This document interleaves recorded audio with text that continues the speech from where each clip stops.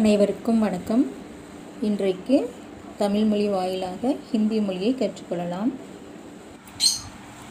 இன்றைக்கு தமிழ் மொழியின் வாயிலாக ஹிந்தி மொழியின் உயிரெழுத்துக்களை அறிந்து கொள்வோம். வர்ணமாலா. வர்ணமாலா அப்படின்னா லெட்டர்ஸ். வர்ணமாலா அப்படின்னா லெட்டர்ஸ். ஸ்வர் உயிரெழுத்துக்கள்.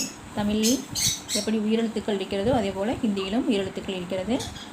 ஸ்வர் உயிரெழுத்துக்கள். அ ஆ இ ஈ உ ஊ ரி ஏ ஐ ஓ ஔ அம் அக. ஸ்வர் உயிரெழுத்துக்கள்.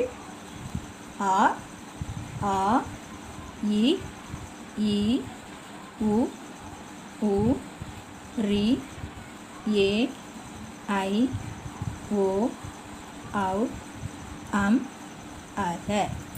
இதில் ஹிந்தியில் பார்த்திங்கன்னா ஒரு ஸ்பெஷல் லெட்டர் அப்படின்னு சொல்லுவாங்க ரி அல்லது ரு. தமிழ் எழுத்துக்களில் இந்த ரு எழுத்து இல்லை, ஹிந்தியில் இந்த எழுத்து இருக்குது. இதை வந்து ஸ்பெஷல் லெட்டர்னு சொல்லுவாங்க. ரி அல்லது ரு அப்படின்னு சொல்லுவோம். அதே மாதிரி அக்கு. தமிழில் அக்கு அப்படின்ற எழுத்து இருக்குது.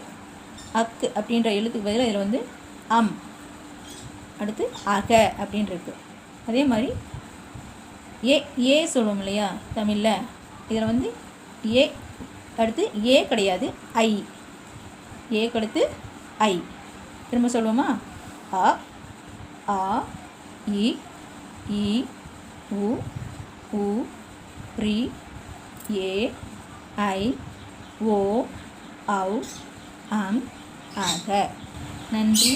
மீண்டும் அடுத்த வகுப்பில் சந்திப்போம்.